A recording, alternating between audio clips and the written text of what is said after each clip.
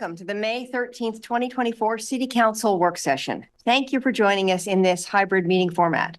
For work sessions like this one, where there is no opportunity for public comment, those wishing to access the meeting can do so by watching the live stream available on our website, the broadcast on Comcast Channel 21, or by calling into one of the phone numbers listed for this meeting on the public webcast and meeting materials web page. So thank you again for joining us. And with that, I call this City Council work session to order, and we will begin with an executive session.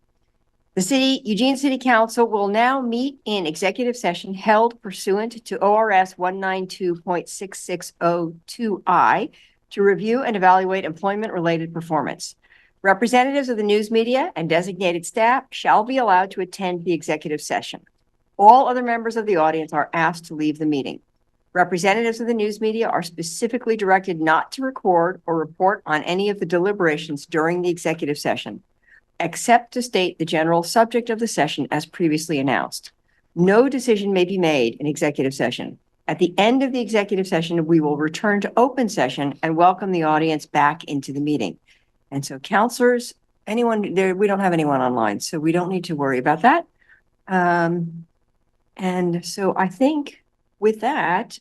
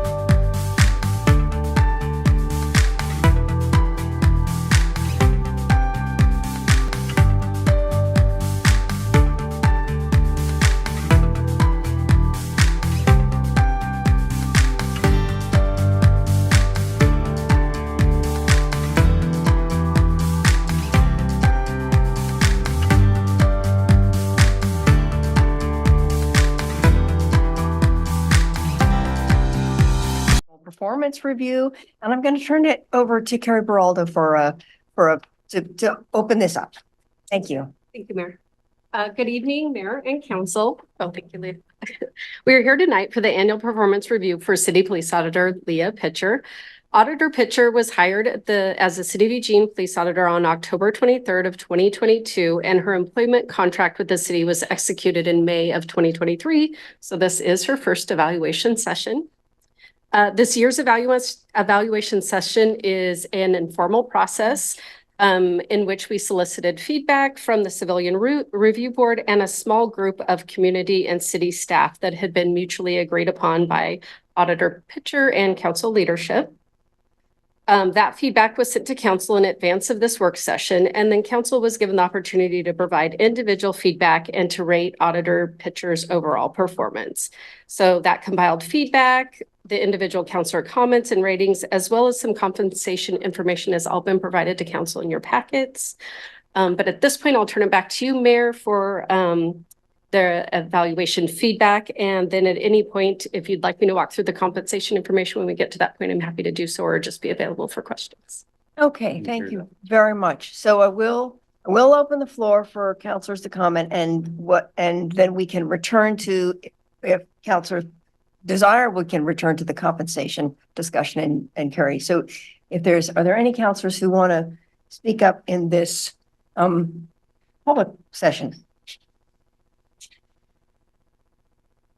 Matt, go ahead. Yeah, it's going to sound like I'm repeating myself for those of us who are in executive session, but I wanted to share my enthusiasm for your communication skills, your responsiveness, your clear-eyed, focused approach, and your collaborative nature, both with council leadership and from my vantage point, EPD and CRB.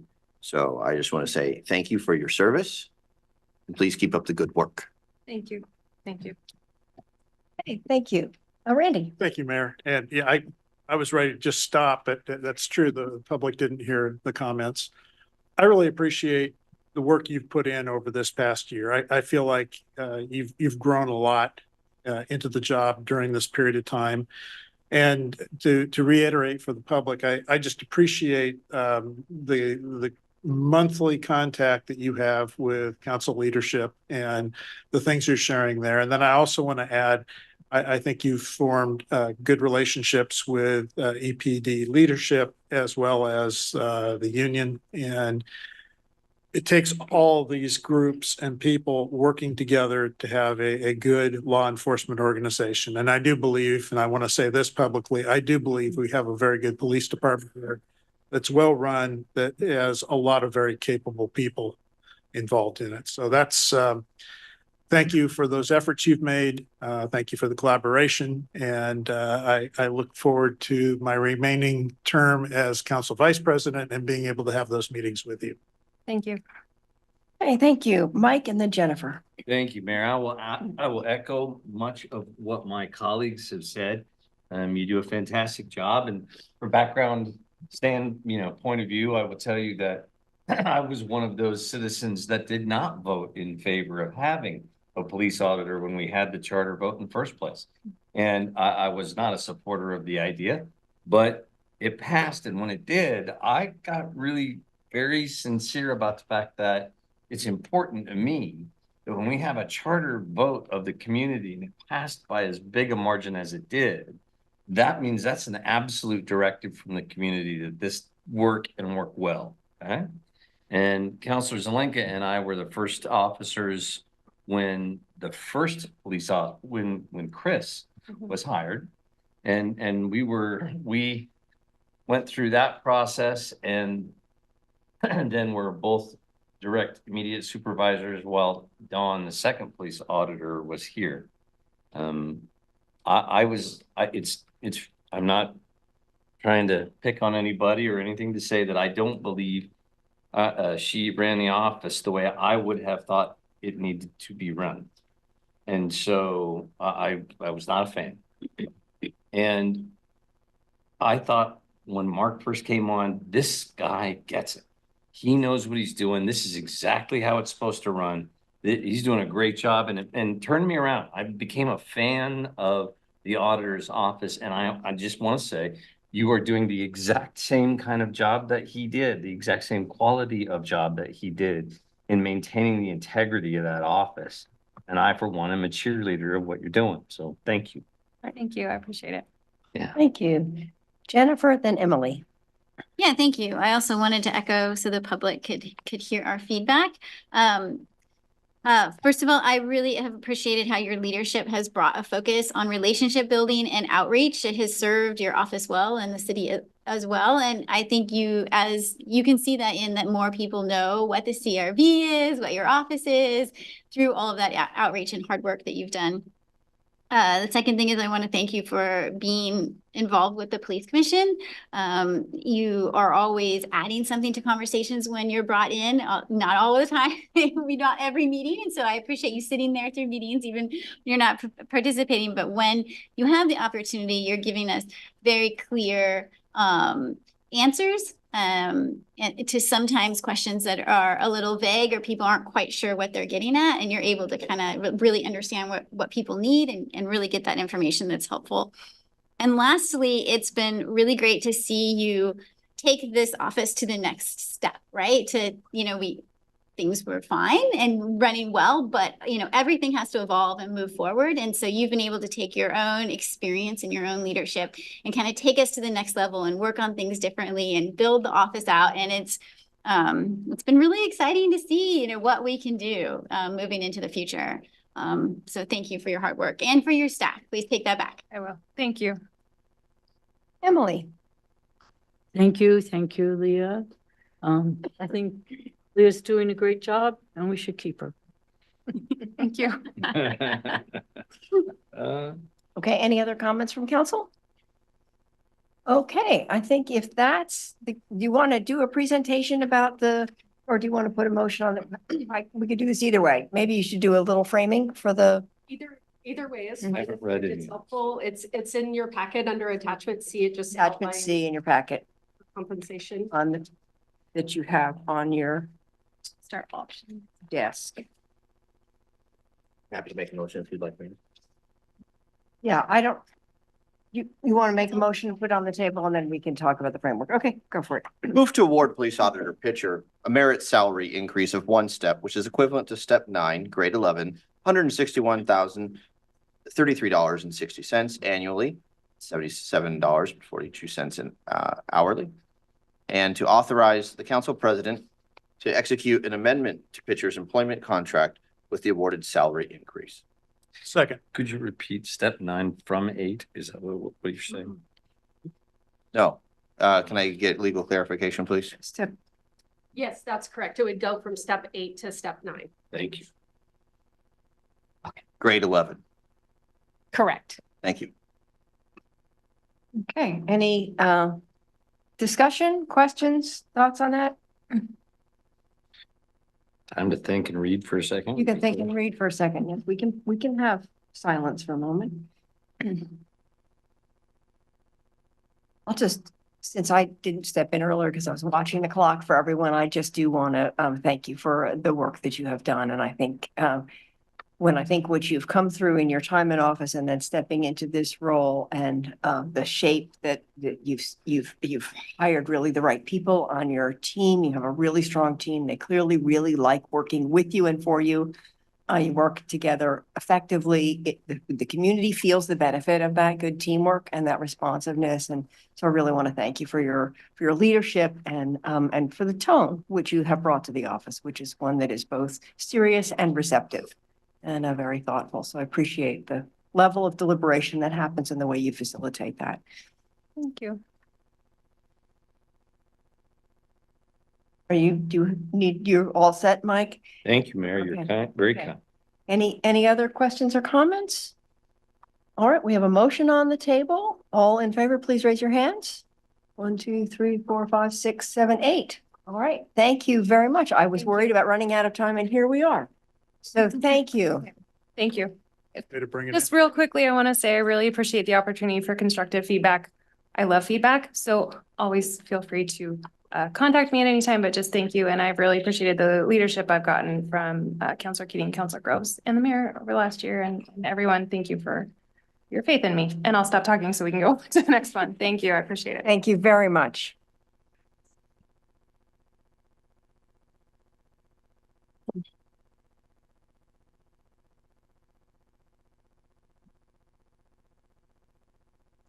For broadcasting.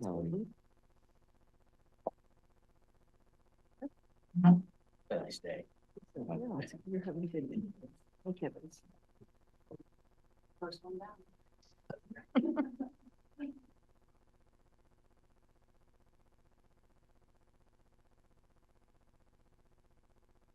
Hello, all.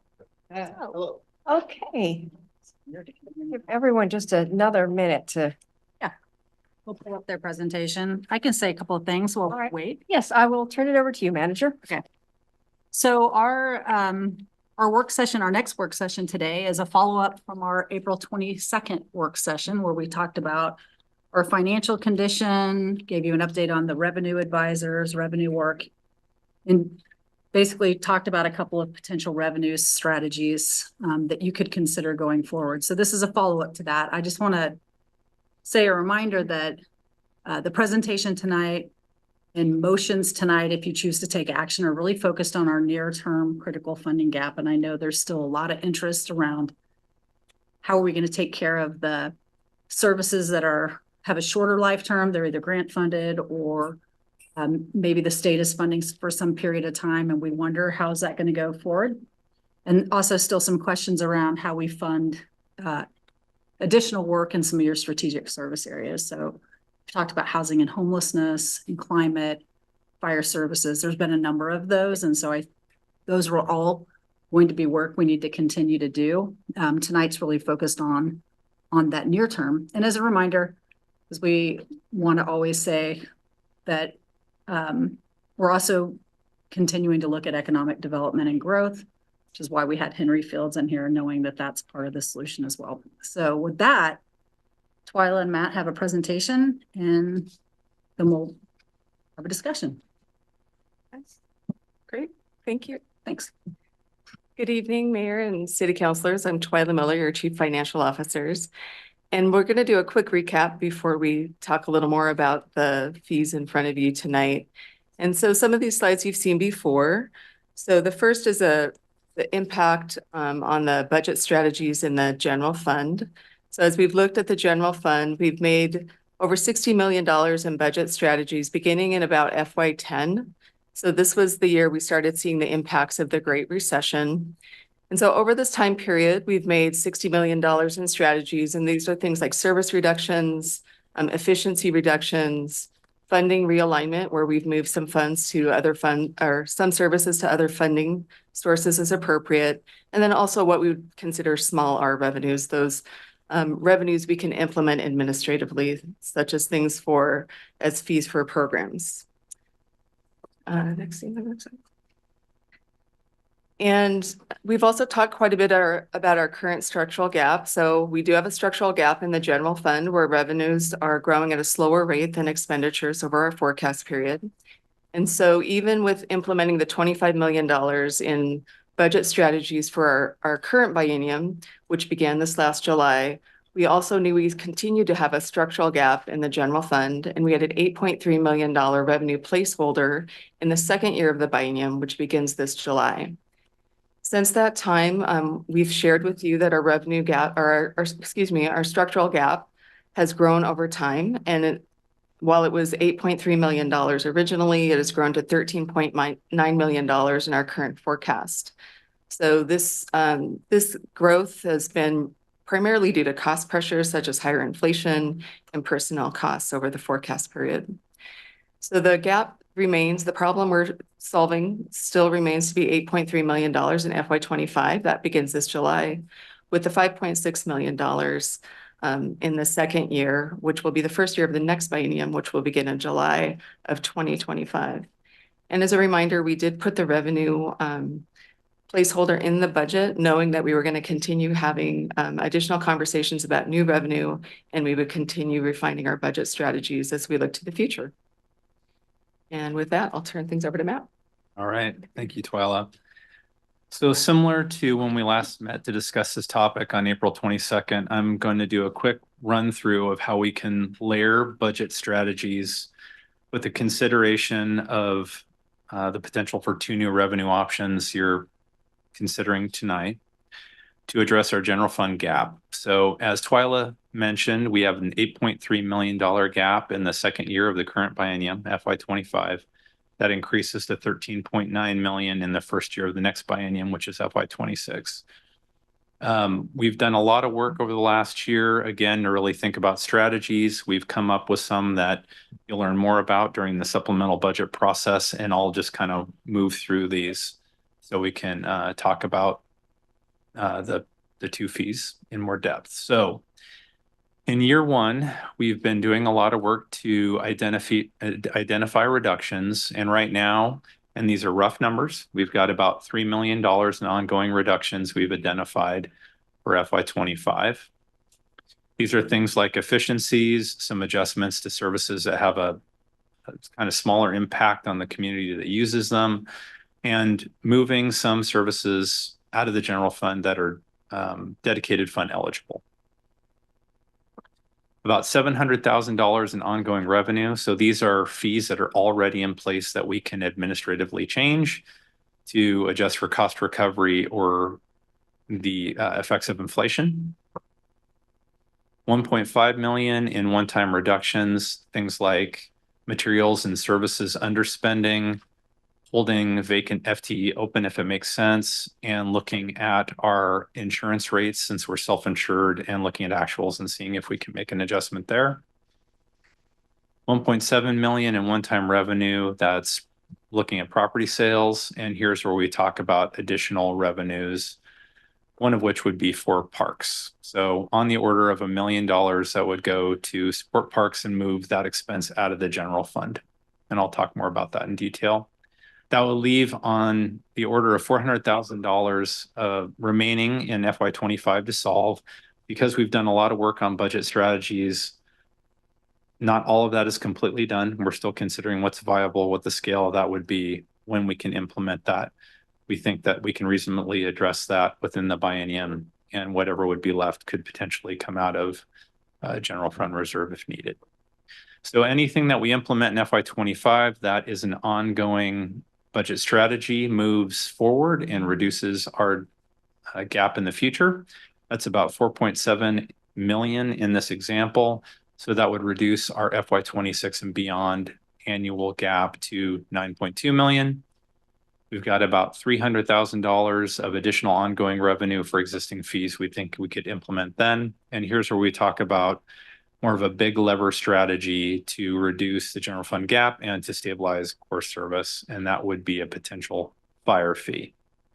So as it's shown here in this example, it'd be a $10 million fee, $8 million of which would go towards stabilization of existing service. So it would move $8 million of existing fire service out of the general fund and into a dedicated fund for a fire user fee. It would insulate it against, general fund gaps in the future.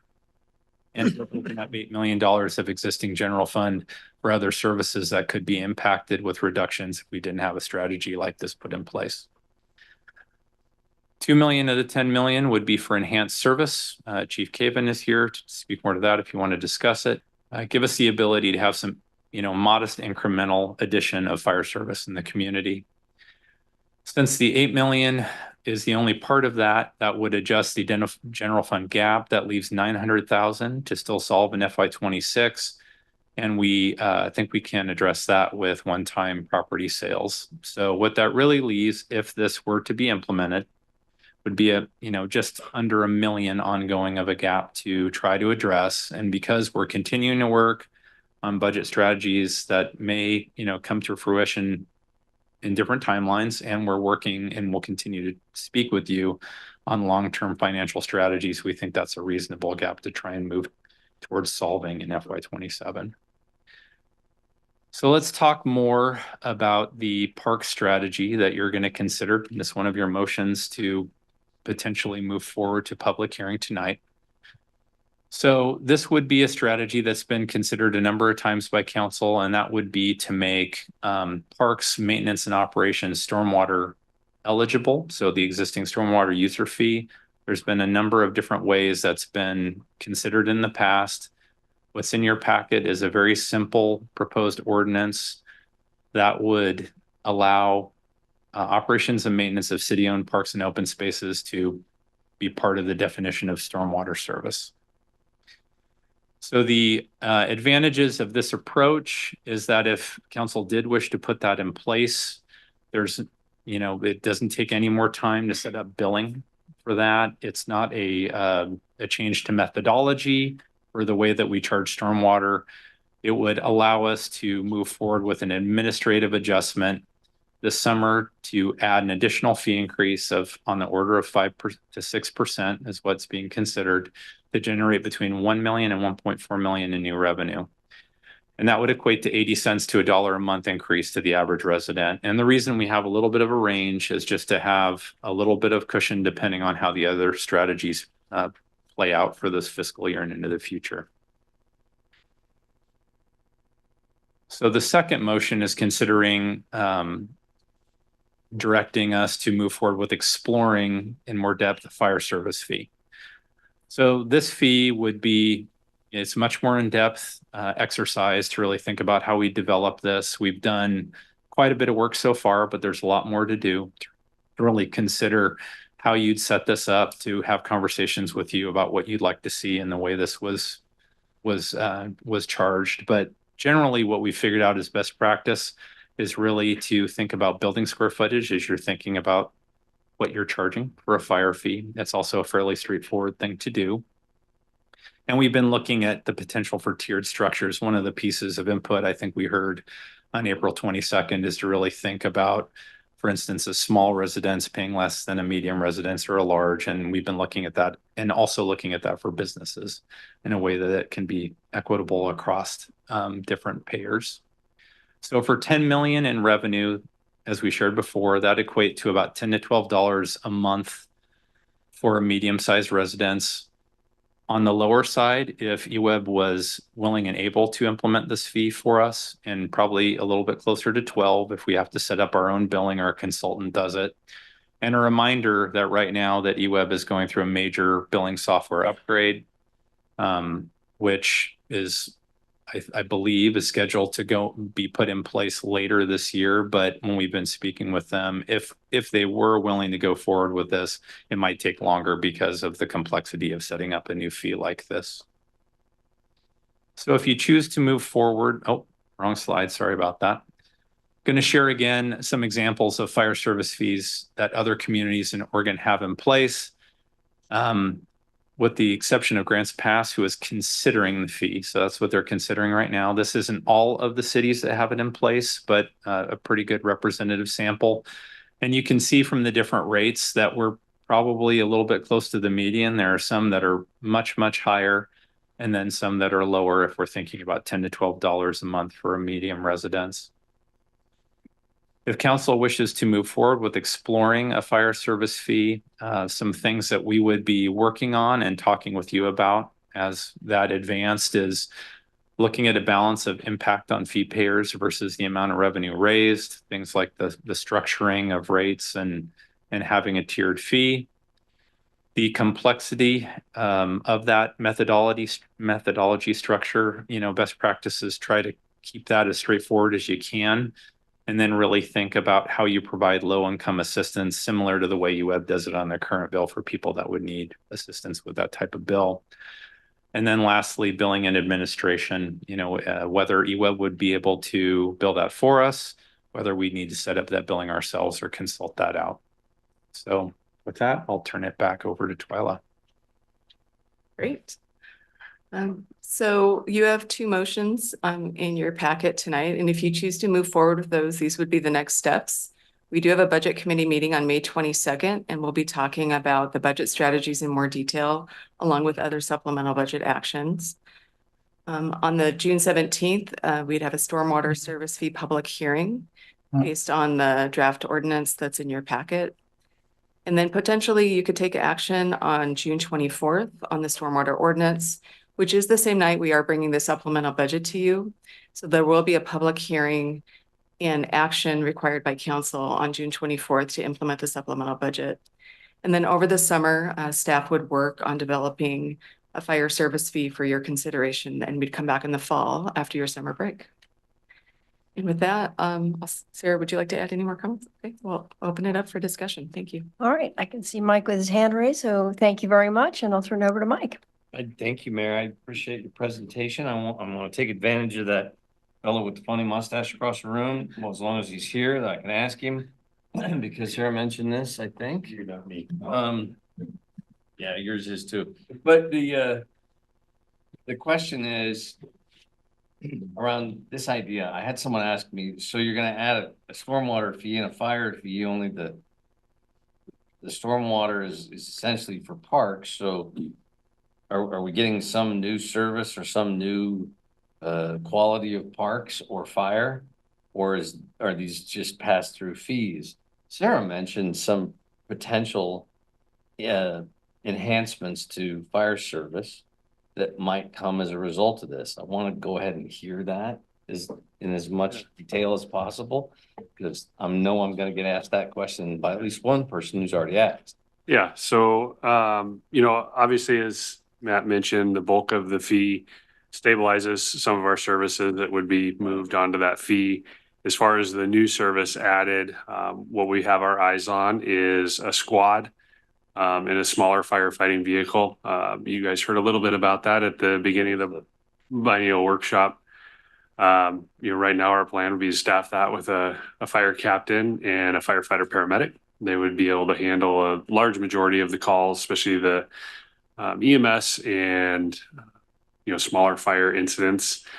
Two-person crews also capable of effecting a rescue in a fire when there's a known rescue. And there's not a known rescue, it takes more firefighters. But it also adds, our first squad that we plan would be in the downtown core. We're exploring options from either deployment from the downtown fire station or what other potential short-term property options might be available to enhance our what we call the effective fire force, which is the number of firefighters that show up. More are required for the kind of the dense urban environment, the mid to high rise buildings we've been adding. So it would also help bolster that fire response as well. But we have a strategy beyond this and into the future as we think about spaces in the city that need service enhancements. So that's a good way to put your foot into the neighborhood and reduce response times is via the squad concept. So. But as it stands, the proposal calls for one new squad. And I think, and what I think I also shared with you is that this tool and mechanism does allow for the department to grow. So as you start to think about potentially a new station and having to find new operating funds for that, you would have an ability to do that. At least it would have a supplemental tool, if not a full tool. Okay, thank you very much. Okay, thank you. Emily? Thank you. The stormwater fee would just go up on like our e-web bill where we pay the stormwater now. A fire fee, would that also be like a utility fee or would it be more like a property tax? So would the owner of the property pay it or would the resident pay it? So it would be a fee. It wouldn't be a tax, but those are the types of details we'd need to explore if council wanted us to move forward with continuing to develop one. So we don't know yet how it would be billed, the fire fee. Those would be part of the options we would bring back as we continue to explore it. Okay, thanks. Okay, Randy? Thank you, Mayor. And thank you very much for the presentation. I'm always leery of adding new cost for the taxpayers. I know that people are really tight. At the same time, we're running out of options. I mean, we are experiencing the cumulative effects of measures 47 and 50 that are the tax and cut measures. And I had some discussions about this over the weekend. People read in the paper that this was coming up. They wanted to know what the heck was going on. And I said, well, that's what we're having a meeting about to find out. So I do appreciate the work that's going into this. I know that our fire department has not kept pace with staffing as we've grown as a community. In fact, We don't have, I think we've got about the same number, maybe a little bit more staffed on duty every day today than we had when I was a rookie in 1980. In the meantime, the community has grown, not quite doubled, but very close to it. And the call volume for a department this size is off the charts. I mean, you take Tualatin Valley, that's almost twice our size. They run fewer calls each year than our fire department does. So I am very worried about that. I like the way this is laid out. It makes sense. It's logical, but we're going to have to do a lot of explaining so that the public understands this. I think we can distill this down into some fairly simple comments. I know I have a couple coffee dates lined up this week and next, and I'm going to be using this as a guide to walk people through this so that they understand. And I think it's going to be important, should we proceed with this, that everyone at this table be willing to spend some time helping to educate on why, and how this is going to help us stabilize. And then the last piece I really wanted to hit on, this is all short term to maybe even medium term. The bottom line is, why Proposition 13 in California was successful, and it hasn't been so much with 47 and 50 here, is they have the proverbial three-legged financial stool. They have income, sales, and property tax. We're lacking the sales tax, which would help bridge some of this. So that's another reason that we're kind of in this situation. And then the last piece I wanted to say quickly here is, again, this is short to medium term. We need to still be focusing on the long term, which is getting back to economic growth and development. We've added housing stock, even though we still have a shortage of housing, but we have really not done a good job of attracting new business or helping existing businesses to grow. There has been some of that, most certainly, but not at the same rate. And as we all know, a neighborhood of strictly single-family dwellings or single-use detached dwellings does not support itself in the property tax it generates. Thank you. 1 second to go. Well done. Lindsay, and then Matt. Thank you, Mayor, and thank you again for the presentation. I know none of us want to increase fees or fines here in our city, but here we are, and we need the revenue, of course. I have just one quick question. I think the last time we got this presentation was at just 80 cents, and now it's at 80 cents to $1. Is that to address the additional 400,000 gap that we're seeing, or is that just to give flexibility? It's really just to give flexibility as we're continuing to kind of finalize those budget strategies for the supplemental budget. Okay. And will we get additional reports on how we're addressing that 400 and 900,000? I know we've looked at a lot of other options. Is that on the table? Like, we looked at an admissions tax or things like that to address that. I don't think we're looking at a new revenue strategy necessarily to address that 400. I think we're thinking we're going to continue to solve for that. So I think we just didn't want to be in that situation where we were so saying it's just this, and then you're like, oh, we wish we would have just left it with a 20-cent range. So that's the intent. That makes sense. Yeah, I'm supportive of moving forward with these and learning more about how it's going to roll out in the community, and like Councilor Gross said, how we're going to be able to communicate that and really stress the importance of why we're doing this. I think one thing that's abundantly clear is one thing that we're not willing to let go of is our fire and our safety and the ability to make responses to our homes. And so I think that is a compelling piece to this, and I appreciate the way that we've been able to address it.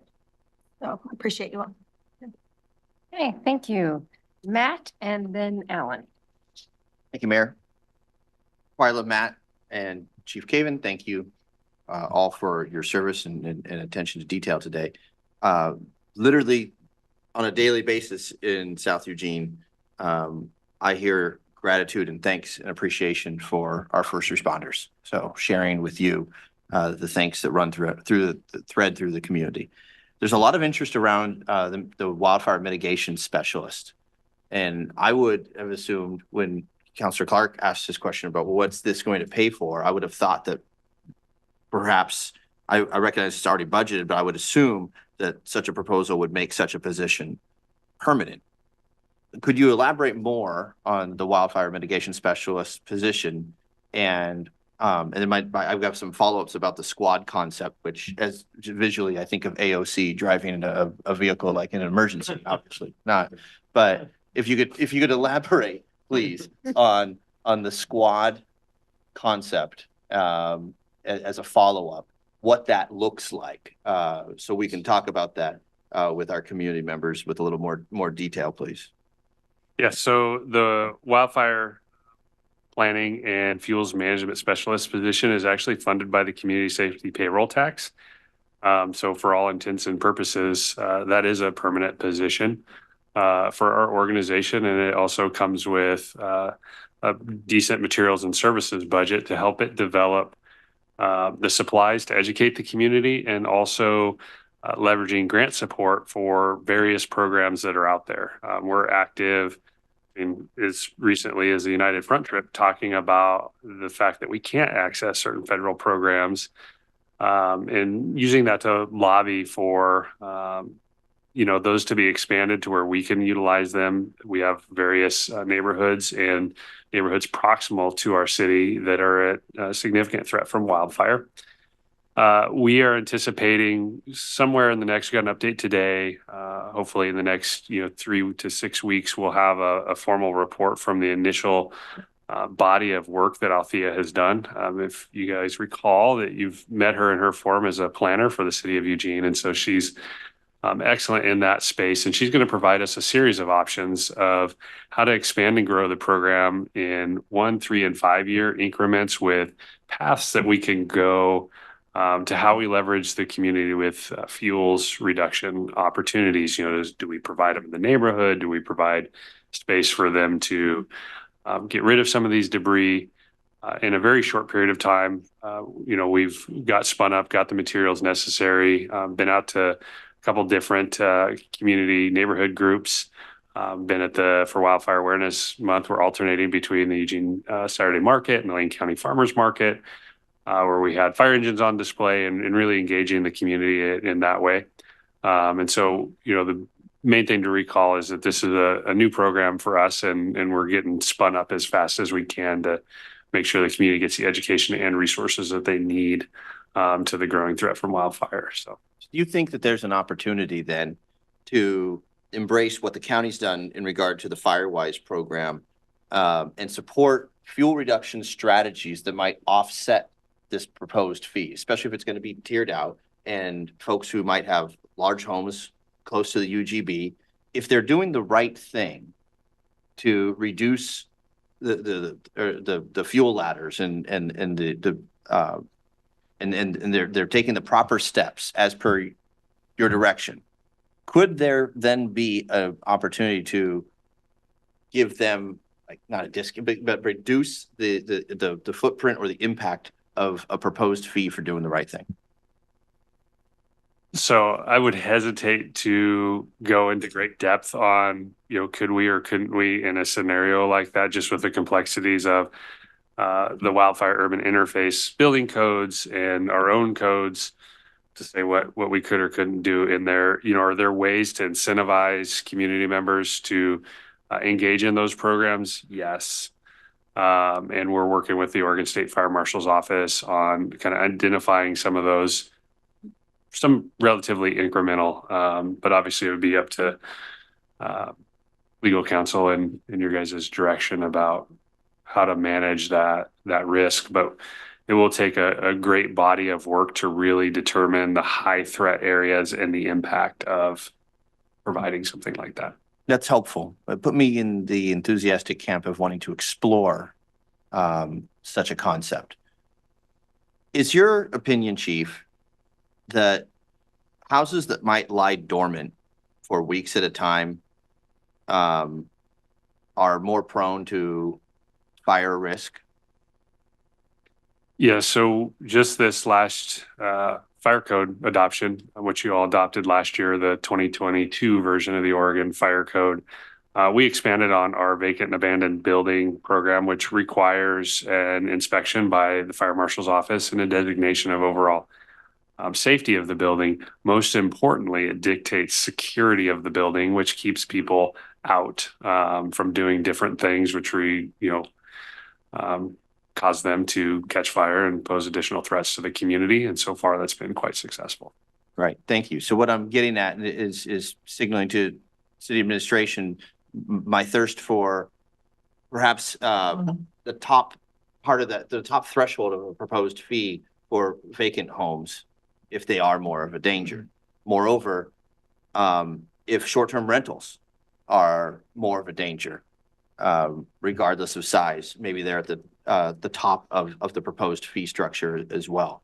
So rather than just A, B, and C, I would like to look at properties that are lying dormant and as you articulated are a danger, or properties that are, while good for the economy and bringing more folks to the community, also statistically might be a danger. Thank you, Chief. Okay, thank you. Alan? Yeah, could you bring up slide 2? I had a question about what Matt just said, though. Actually, isn't it true that most fires in residential actually come from using the house, and kitchen fires in particular? That's where fires actually, the vast majority of home fires are from people using their actually electric stoves, ironically. Energized electrical equipment. Yeah, right. That's correct, right? Yeah, I mean, we have a large volume of cooking fires and other related small appliances, things like that drive a significant portion of our structure fires. Right, relative to abandoned structures or relatively completely different size and character. We do, so I would kind of clarify that with, we have seen over the last few years a significant uptick in fires either on the exterior or within vacant and abandoned structures, which, kind of pushed us to look into the code and how to leverage that for the safety of not just our firefighters, but the community at large. Right, the unsecured facilities that actually cause problems. Right. On this slide here, Twyla, so this is the last 15, 16 years. So it says budget strategies. That's both cuts and enhanced revenues. So each one of those years, we've seen budget cuts. Correct. There's a range of things. So yes, budget cuts, service reductions, along with some revenues, and then also funding realignment, and just, I would say also just efficiencies across the organization. And the ones that don't have a down arrow, big giant red. Those were a by year where we took a pause and did not have to make adjustments in those years. Yeah. Or used reserves. Okay. How would you characterize the service reductions, budget cuts versus revenue and all of that? Because that's millions and $60 million. I would say probably the majority of it is service reductions and efficiencies and funding realignments, where we're moving funding for a service from the general fund to another funding source. There are some revenues, but there's very, I don't know the exact percentage, but it's a smaller percentage of the total. Yeah. Yeah, I would say probably 5–10%, that range. Likely. Yeah. From my perspective, I've been in the budget committee for a long time. So I always said I've been on this like my 30th budget year or something like that, and just a handful of them haven't been budget cut or budgets. So it's $60 million of changes and reductions is pretty significant over the last 15 years, which kind of puts us in this position that we're in. If you could go to slide 4 and go through the animation. So 2 questions on this. The parks fee keeps going, and that stabilizes the fund, and then but they're still on $900,000 in FY27, right? So this doesn't quite get us all the way there. Right. Correct. Right. Okay. Correct. So even with all this, we're still almost $1 million short. Yes. Right. Okay. And then finally, the other folks, other cities that have done fire service fees, when you come back, are you gonna talk about how they did these service fees? Are the majority of them based on square footage? It's a mix. I think I shared a little bit at our April meeting that some of them actually use water meter size, which seems like an odd surrogate. But what we've been able to figure out is those cities actually provide water. So it was a data point that they had, Oh. and it was easy to implement. Uh-huh. So it kind of depends, and we can provide more detail on that if you would like. Yeah, that would be good. And then final ask would be on the low income assistance. So it's gonna be based on square footage, and so everybody's gonna be asked to pay the fee. And I'm wondering about creative ideas that either these folks have implemented or things that we've thought of to ameliorate the impact on low to moderate income people in paying this extra fee. Yeah, absolutely. As we shared, in our existing fees for stormwater and wastewater that are on the UWeb bill, there is a low income assistance program. I believe almost every one of the other cities you see on this list also have some form of that. So that would be additional research we are able to look through and bring back to you for some options. And it's residential and commercial. Over, so I'm Residential, I'm not sure of commercial. I will give you another round if you need one. Yep. Okay, Jennifer, gotcha. Yeah, thanks. I just really wanted to quickly speak up and say how much I appreciate you guys working on this difficult problem. And I think the things that you've brought forward make sense to continue to look into and get some more specifics. So I'm very supportive of moving forward and getting some of that information we've all been talking about. I'm in favor of keeping taxes as simple as possible. I know there's always this desire to start adding exemptions and changes and tiers and all that stuff, but I think that gets really confusing for folks very quickly. So if we can find some good examples of places that kept it pretty simple but still is effective and working for folks, that would be great. And I also wanted to appreciate everything Councilor Grove said. I know this is your area and you think about this a lot around fire and funding and all that, but I appreciated what you had to say, and I think that's it. Okay, thank you. I have Mike for second round and Randy for second round. Thank you, Mayor, very much. I appreciate that. Could you bring up slide number 2 again? There, Alan asked for there. I just wanted to have a more clarifying conversation around some of those questions. I'd be accurate, I suppose, to say that we didn't spend in each of those years since 2010. We didn't, as a city, spend less money than the year before by these relative amounts.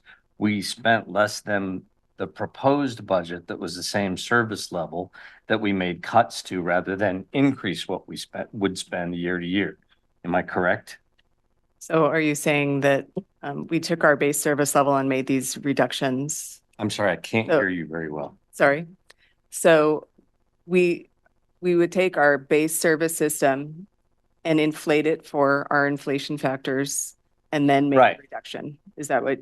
I'm saying we didn't actually spend less money. Those weren't actual cuts in those years. It was based on the same, I can't think of the words, the same service level. It was less than what you had proposed it would cost to maintain service level. Is that correct? So those were cuts in those years. So they were reductions either internally facing or external to the community.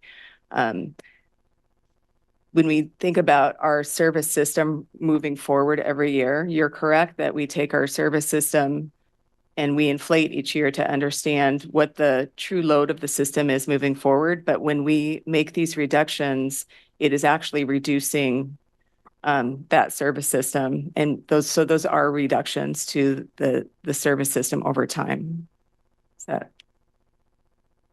I may not be asking that question very well. I'm going to try this. Would it be fair to say that we spent a good chunk of one-time ARPA money on increasing our response to the homeless problem in our community. Would you care to characterize how much we spent more this year, last year than 3 years ago? So I may need to have you ask that question again. So when we're looking at these budget strategies, this is the ongoing load of the service system. So not incorporating those things like one-time funds, like the ARPA funding and other things. It's Not just, talking about anything other than the general fund on this slide. and it's the ongoing Service. budget. So, you know, from time to time, we do have one-time ads whether it's a grant or ARPA or other things, but those numbers aren't included in these as we think about the budget strategies in What I'm relation thinking of to is the the budget. core service I level. apologize for the interruption in that, and how to characterize it. And it seems with this slide as though we're characterizing, hey, we cut a lot of money for a long time and now it's time for us to do something else as a different kind of strategy. I would say that it's more accurate to describe that we spent in the last few years several $1 million a year more than we did 3 or 4 years ago on our homelessness response. And a lot of that was one-time money, and now we're trying to find a way to pay for it on an ongoing basis. And I want to know what's wrong with that characterization from your standpoint. So when I think about our core service system, when we talk about the general fund forecast and the general fund gap, it's for our existing ongoing service system. So we've added several things over the last year that we've funded on a one-time basis. So unhoused services is a great example of that.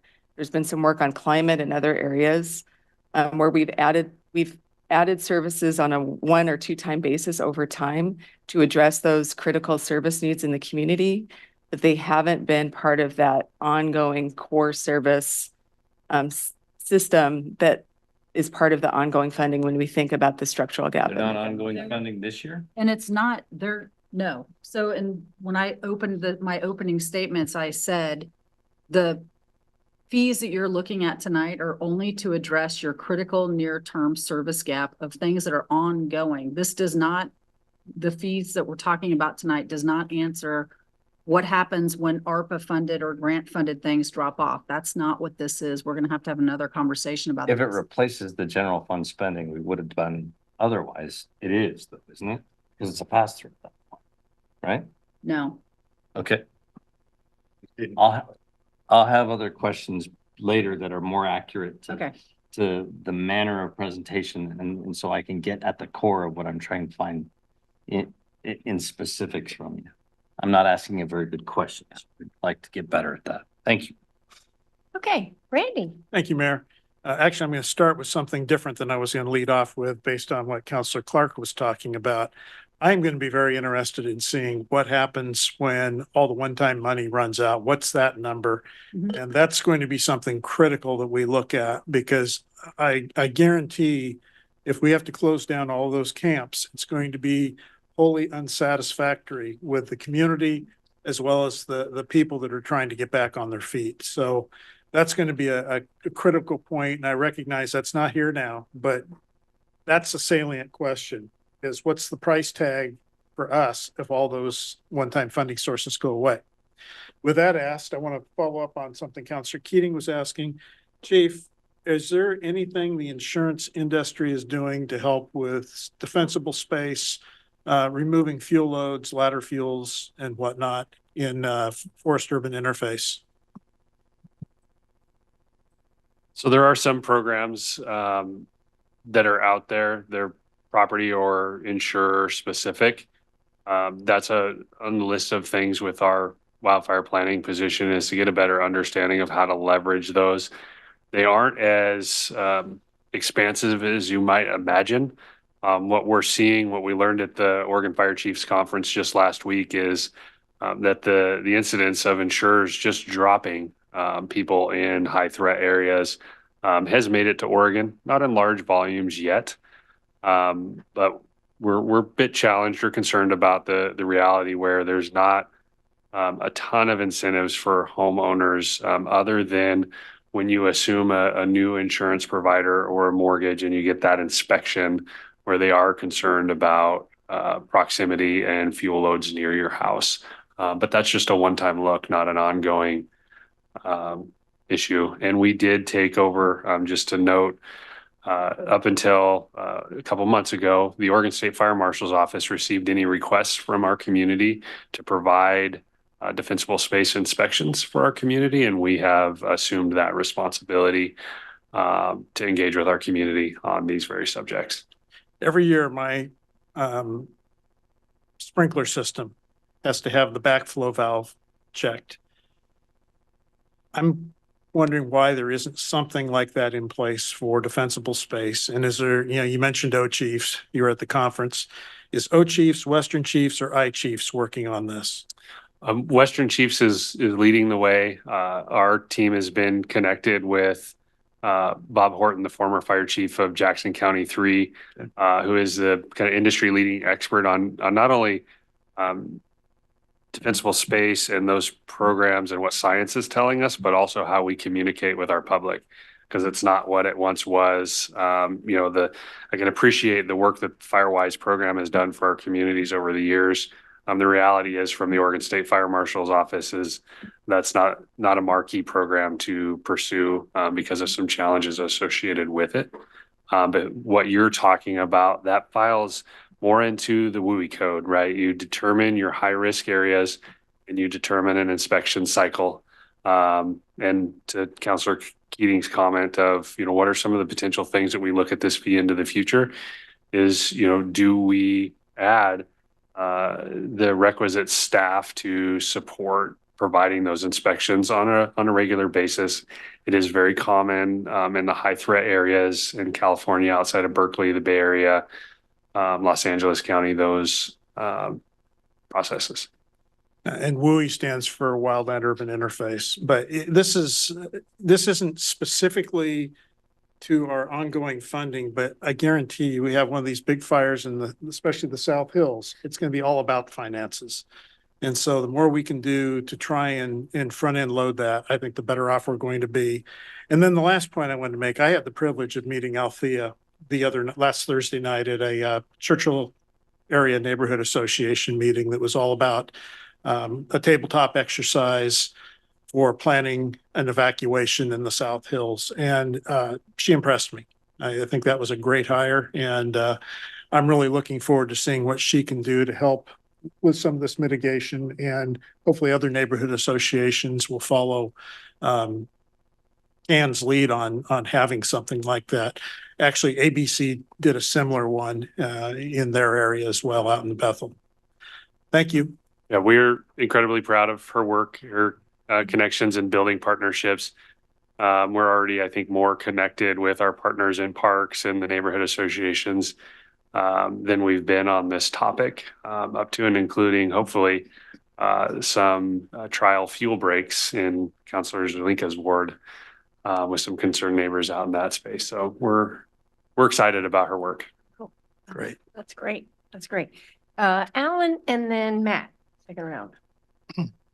Yeah, I think good point to start with, Randy. I mean, this conversation started 2 years ago with a request to look at homelessness and climate change funding.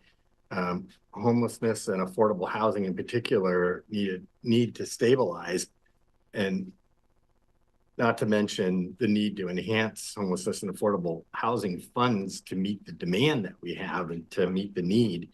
But once all those one-time funds go away, I think we still have a gap of like $5 million in the homelessness area alone. And we still haven't had that conversation, which prompted my original poll for this. And the same goes for the climate actions. We're basically not able to fund additional climate actions to help us meet our CRO goals. So those conversations still have to happen. They all got put aside because we had this ongoing deficit issue that we had, and that took center stage. And so we have to deal with that first, and then we'll come back hopefully and talk about homelessness and affordable housing and climate change actions.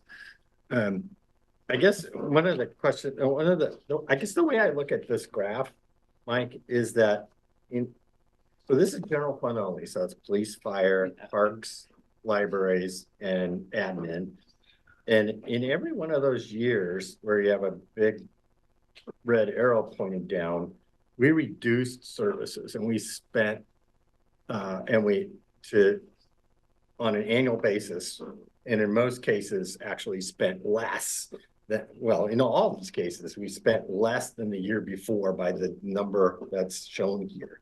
So in like between FY 09 and FY 10, there was a $12 million reduction, and over 10 to 13, it was like $24 million of reductions to the general fund and the services provision that we had: police, fire, parks, libraries, and is that an appropriate way to look at it? I would say yes. I mean, there are some one-time dollars in this, but the majority of these are ongoing shifts, either service reductions, efficiencies, or funding shifts to other funds. So. Right, and I guess I asked for this graph a while ago because it goes at the question that people have asked me, which is, well, you guys should get your own house in order first. And what have you done to reduce and get your house in order to provide these services? And over the last 15 years, we've reduced services $60 million. Anything else that we do is going to reduce services further. There's not a lot of strategies in here, budget cuts that we can do that aren't going to result in direct services to the citizens of Eugene, because of all this history that we have. So to those folks that ask, why don't we get our stuff in order, I'd say we've done a lot. Okay, thank you. Matt. We can go back to the fire danger conversation for a second, Chief. I hear nothing but gratitude, well, by and large, extreme gratitude for the fireworks prohibition. Has that made a difference? So you have to see that play out over multiple years. Our data would suggest that year over year, after it was enacted, we saw more fires. However, if you look at the trend over years, it really oscillates. And so we need a data set of a few years to really understand, does it make a significant difference? The information or other communities would tell you, yes, it does. But I can't provide you a graph today that says that, it was amazingly different. Okay. We actually saw a reduction in fires in Springfield last year over the year before, and an increase in fires in Eugene. So that's to say data's flawed until you get enough of a trend to really understand it. Right. You also point out that they're readily accessible across the river as well. Mm-hmm. What's the fee, or what's the fine for if someone does use or sell fireworks? Fortunately, within the fire department, we don't have to be the bad guy. And so I don't have those fines memorized. Do you? Yeah. I want to say it's $250, $500. Like, Yeah. It's a substantial cost. But the issue is possession versus use, right? Because you can possess things, but unless you get caught using it, you can't levy that fine, right? Yeah, it's my understanding that it was the sale, use, or sale, possession, and use, but I could be. Oh, but yeah, I was thinking illegal. Sorry. Yeah. No, yeah. Our ordinance is you can't possess it. My line of questioning brings me to the point it might sound like my tongue is firmly planted in my cheek, but it's not. What about significantly increasing the fines to reduce the gap and protect our South Hills from wildfire danger? That might be another conversation for another time, but there is a revenue team and we are facing a budget gap.